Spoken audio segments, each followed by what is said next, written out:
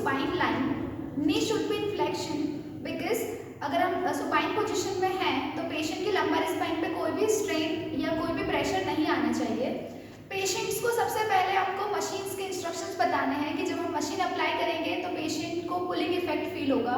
If patient feel any discomfort, वो any time patient knob के through, जो हमारे पेशेंट का नोब रहेगा इसके थ्रू ट्रीटमेंट को वो बंद कर सकता है।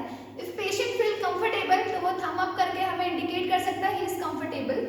नाउ द थेरेपिस्ट प्रिपरेशन ये रहेगी कि हमें जो सर्वाइकल कॉलर रहेगा वो हमारा जो अपर पार्ट रहेगा वो चिन पर आना चाहिए, जो लोअर पार्ट रहेगा वो ऑक्सीपुट, हमारा जो सर्वाइकल वाला एरिया रहेगा C1 to C7 उसको कवर करेगा।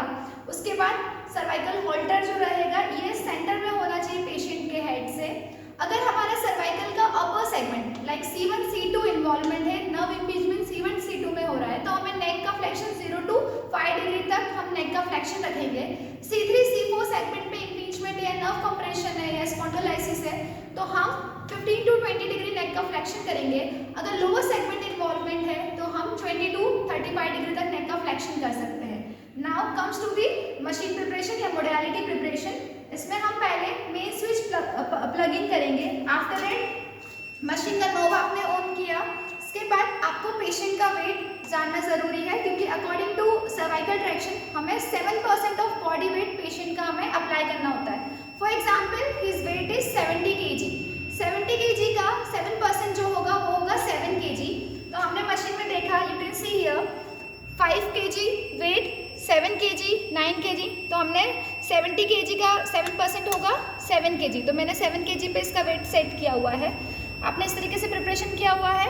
अब क्या किया, टाइम जो रहता है वो 10 to 15 मिनट्स आप टाइमिंग सेट कर सकते हैं।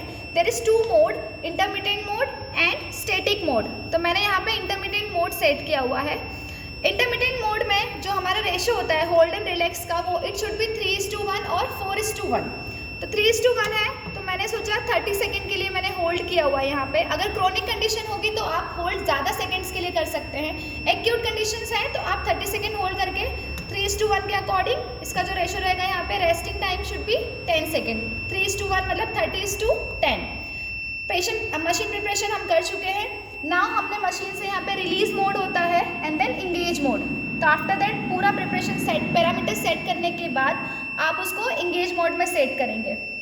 नाउ पेशेंट्स को इंस्ट्रक्शंस देना है कि हम मशीन को स्टार्ट कर रहे हैं। If you feel any discomfort you can switch off the machine any time. Now I am going to start the machine.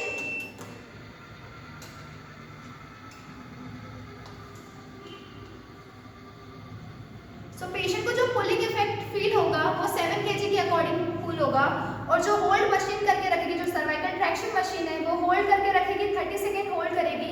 After 30 second automatically it will release for 10 second. Are you comfortable? So this is all about the cervical traction.